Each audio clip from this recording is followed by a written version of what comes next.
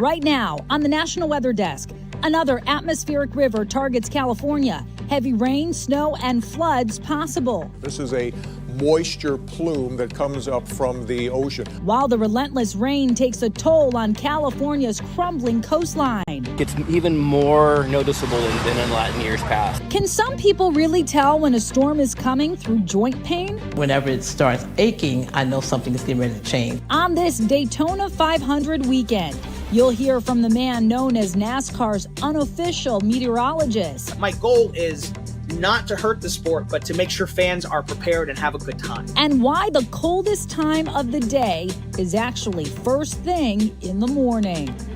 From our nation's capital, this is the National Weather Desk.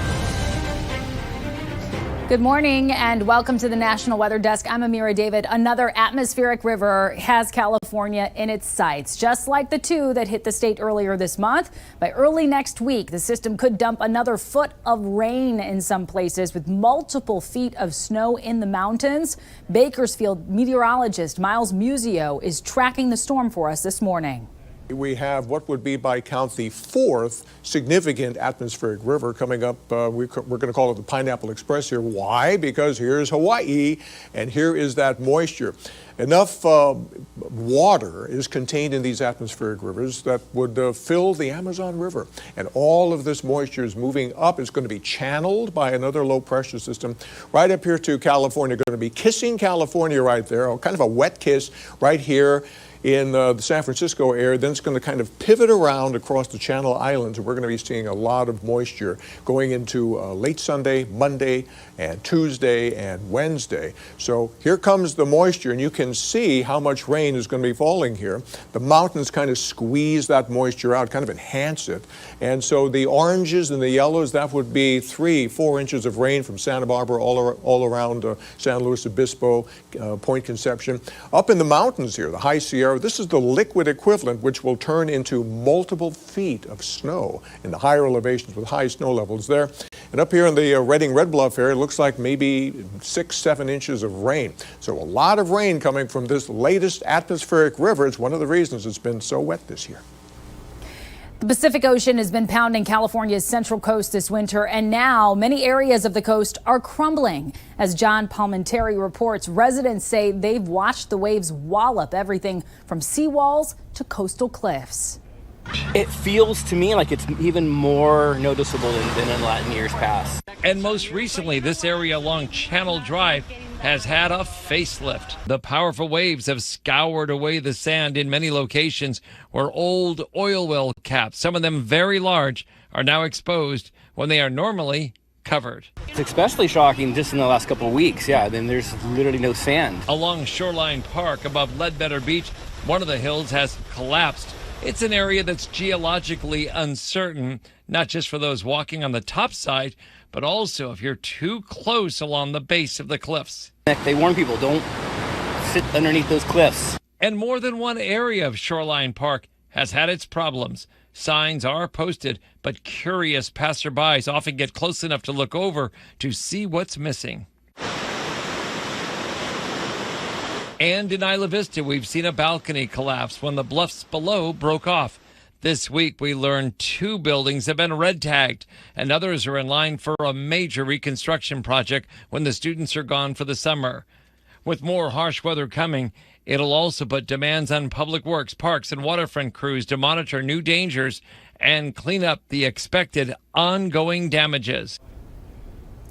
Well, check out this video from Kalamazoo, Michigan. You can see a school bus driver struggling to get up a hill following a snowfall. Meteorologist Jeff Porter watched and recorded as the bus kept sliding and was unable to get any traction, let alone make any progress. Finally, the driver decided it was best to put the bus into reverse and go back down the road.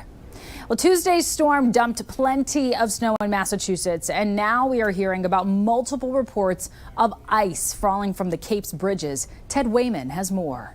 Next thing you know, bam, loud, abrasive, and, I didn't know what hit me. A large chunk of ice hit Jake Ramey's truck as he drove off Cape while on the Bourne Bridge. My first thought was that it was actually a steel structure or some piece of equipment from the bridge. Lucky for Jake, it was just ice, but big enough to smash the windshield and tear off the truck's side view mirror. Thankfully, I wasn't bleeding, and that was when I realized I was going to be okay. On Thursday, this Hyundai sedan drove over the Sagamore Bridge when a chunk of ice smashed its front windshield. A black Hyundai Kona came over the Sagamore and ice debris fell from the bridge and shattered his windshield. Two different bridges, two smashed windshields, all coming from ice chunks on those spans. No serious injuries, but plenty of gratitude. You feel lucky? I feel very lucky. I feel blessed. In Wisconsin, it's a snow drought that's causing concern. Local farmers say a lack of precipitation could negatively impact crops going into the growing season. Meteorologist Christian Palacio has more. With the below-average precipitation in recent weeks, farmers are paying close attention to the weather outlook in the coming weeks. We just haven't been getting the snowfall and the snowpack that's expected, especially in northeastern Wisconsin. Chris Clark is part of the nutrient and pest management team with the University of Wisconsin Extension. She says farmers like to see around 4 to 6 inches of snowpack through the winter months starting in late November. That's really good because it's just like you and I wearing a jacket out here today. It insulates the crop. Farmers have noticed that their swampy areas, creeks, and ponds are lacking in moisture or have lower water levels. And with below average snow for this time of year, snowmelt won't provide much moisture-rich soil heading into spring. We were really wet last spring, and we had a really good late snowfall that's saturated into the ground. This year, if we don't get some of those spring weather events, the farmers are not starting with that bank of moisture like we had last year. Clark says there are gaps within the state that lack specific weather information, including rain and snow accumulation. This can lead to challenges when it comes to drawing the maps for the drought monitor. There's a group of citizen scientists that are called Coco Rejas. It's the community of hail rain observations. And it's really simple to become a part of this. They do require you to use an official rain gauge. That just creates consistency between all of the observers. We'll have to see if the upcoming weeks provide an adequate amount of precipitation ahead of the growing season. Louisiana's wetlands are facing a looming ecosystem collapse. A new study published just Thursday found a rapid rise in sea levels that has left nearly 90% of the state's coastal wetlands in a current or expected state of drowning. That means the seas are rising faster than wetlands can grow. Those wetlands serve as a natural barrier protecting the state from hurricanes and other storms. The seas in the area have risen 0.4 of an inch a year since the year 2010. The Great American Race, just 2 days away now. The big question, will Mother Nature cooperate with the Daytona 500? Meteorologist Dave Dierks is here with the race's weekend forecast. Speed Week continues at Daytona International Speedway, and the weather has been real nice and will continue so on Thursday and Friday with partly sunny skies. Temperatures will reach the 70s. Rain is going to be moving in this weekend, and it will be staying on the cool side. Could be locally heavy on Saturday, and for the big race on Sunday, northerly winds will be turning gusty, holding highs only in the low 60s with some occasional showers. Weather extremes, I guess, not all that uncommon. In fact, back in 1975, the Daytona 500 had a high temperature of nearly 85 degrees. Winner, Benny Parsons, but the other end of the spectrum, it can be cool as well. 1967, the temperature started out at 28 in the Daytona area and a high only of 48. And the winner of the race, Mario Andretti.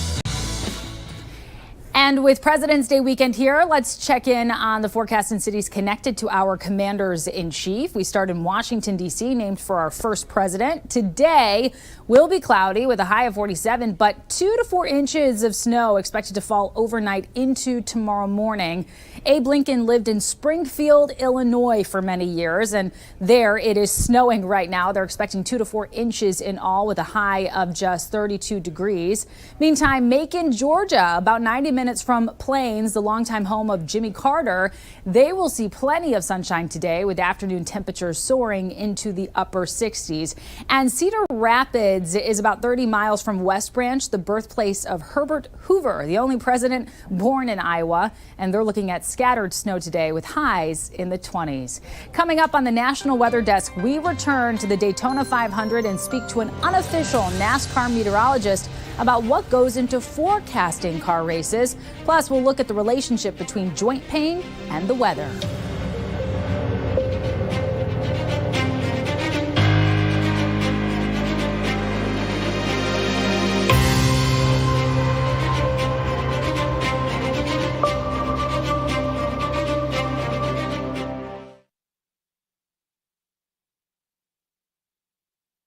I'm meteorologist Charlie Lopresti with a look at the Northeast. We have a little round of snow moving through overnight, particularly in northern New England and eastern parts of Massachusetts.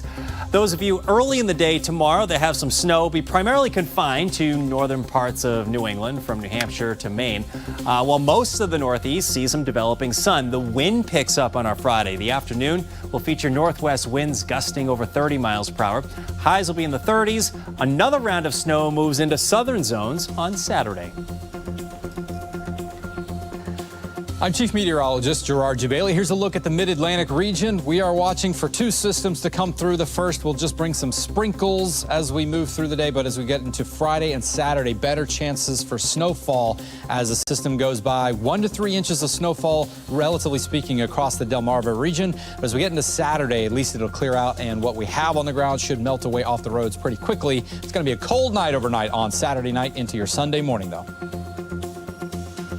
I'm meteorologist Charlotte Carl. We are going to have lots of clouds for your Friday. We are going to see some effects of a front start to move into the northwestern part of our area and the Gulf Coast as rain will continue throughout Saturday into Sunday morning. Temperatures to start off your Friday cooler along the northern part of our area. We have 30s, 43 in Atlanta, 50s along the Gulf Coast, and we creep into the mid to upper 60s in South Florida.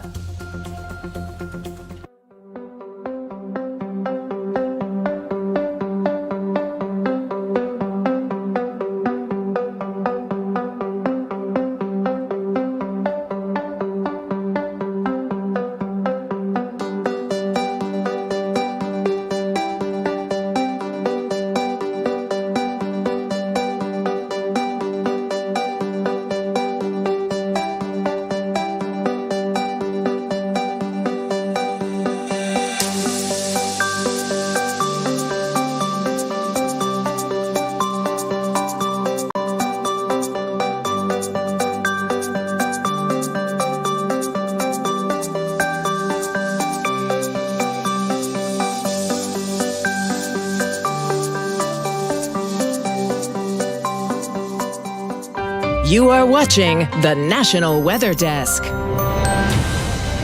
When meteorologist Brian Newdorf started forecasting for NASCAR races years ago on Twitter, he had no idea how popular it would become with fans. His account, NASCAR Weatherman, now has over 42,000 followers. With the Daytona 500 coming up on Sunday, Emily Gracie sat down with him to find out what's involved in race forecasting.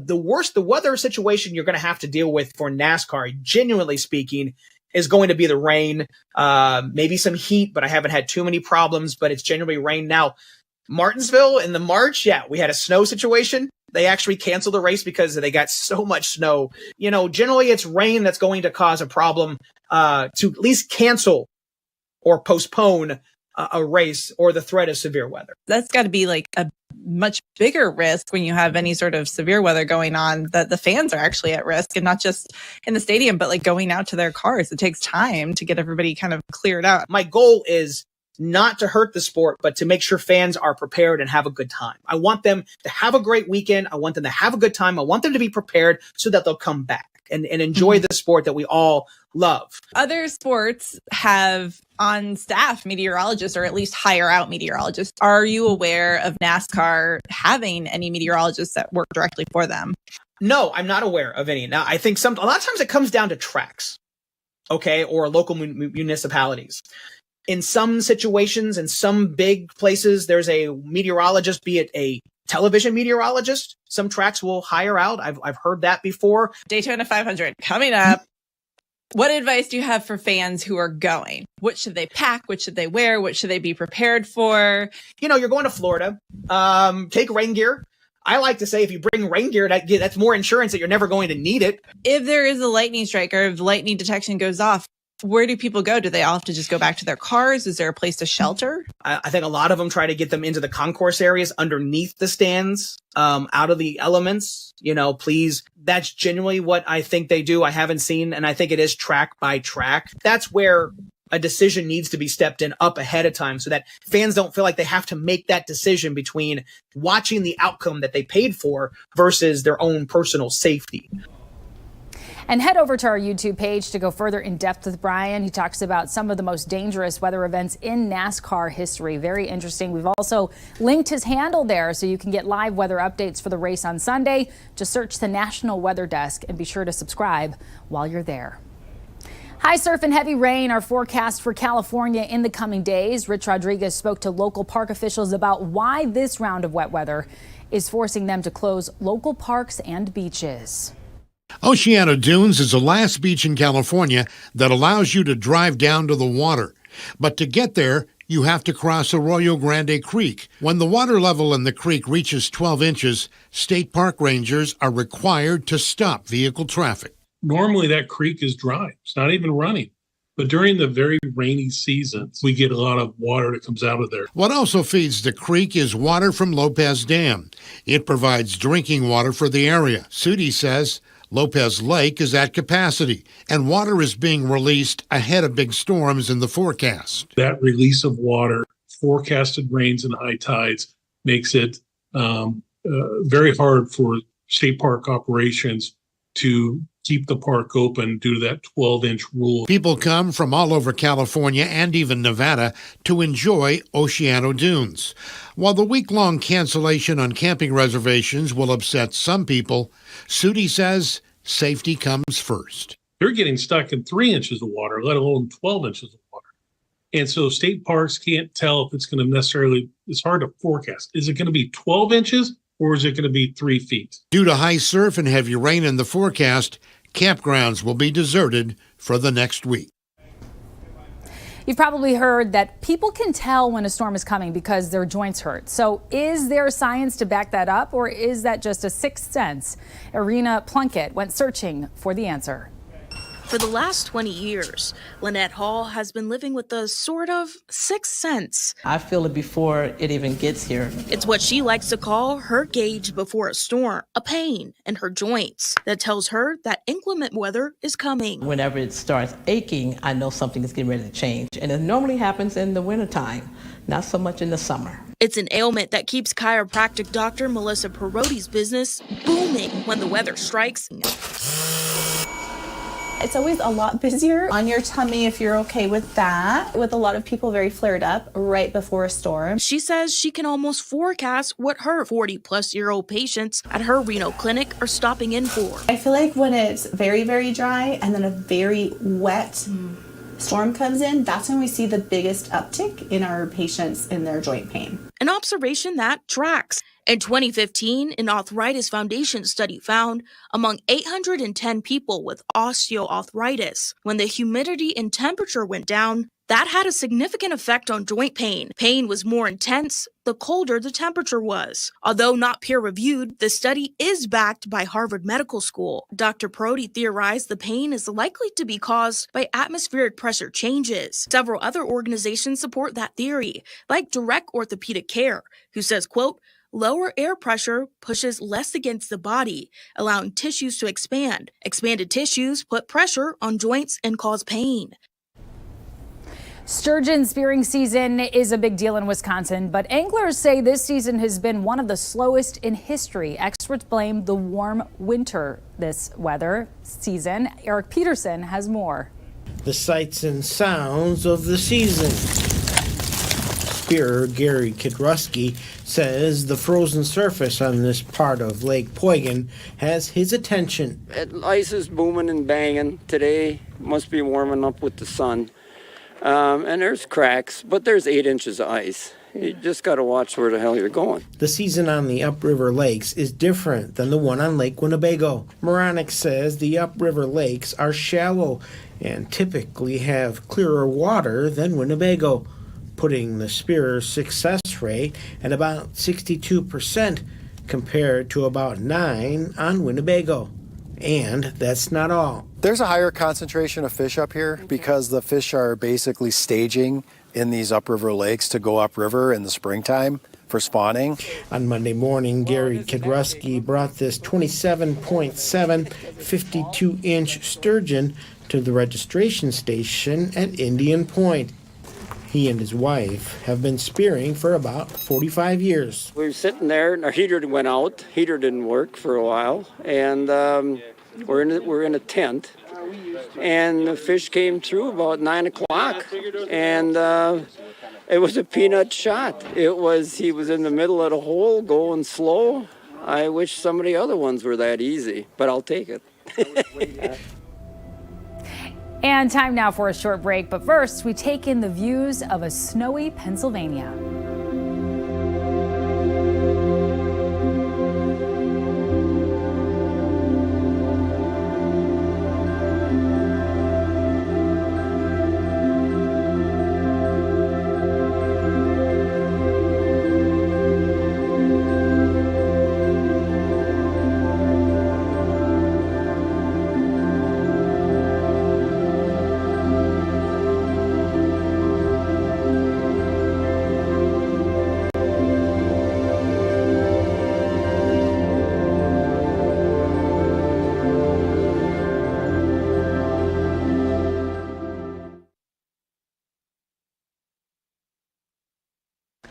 Well, a very good Friday morning, everyone. I'm meteorologist Andrew Buckmichael. Differing weather across the area. We got snow across the Ohio Valley, but northern plains, it's going to be cold there. High temperatures in the teens with some sunshine. The sunshine tries to spread a little bit more for Saturday with some lake effect snow across the Great Lakes. And by the time that we get to your Sunday, look at all the sunshine we've got on the way. It's going to be a little chilly for us, a little warmer to the south with some 50s on the way. But all in all, more sunshine by the time we get to Sunday. Good morning, I'm meteorologist Alex Garcia. Here's a look at your regional weather. A little cooler for the Texas Panhandle, but pretty warm down toward the south. Rain already creeping back into South Texas. Cold air getting ready to move into Oklahoma, into Arkansas. Could see some big showers there, maybe a little freezing rain. Lots of rain down for South Texas. Otherwise, temperatures warmer to the south, cooler to the north. I'm meteorologist Alex Garcia. That's a look at your regional weather. Well, hi, everybody, in TGIF. I'm meteorologist Shannon O'Donnell. Out west, it's appropriately cold again near the Continental Divide with highs just in the upper 20s today out of Missoula. Denver at 40 degrees, but expecting some snow to roll into the Mile High City and especially the surrounding mountains later today. 64 through the Golden Gate Bridge. Here's the next weather maker that will drop that snow back into the Four Corners region as we head into President's Day weekend. And that's the scene from here.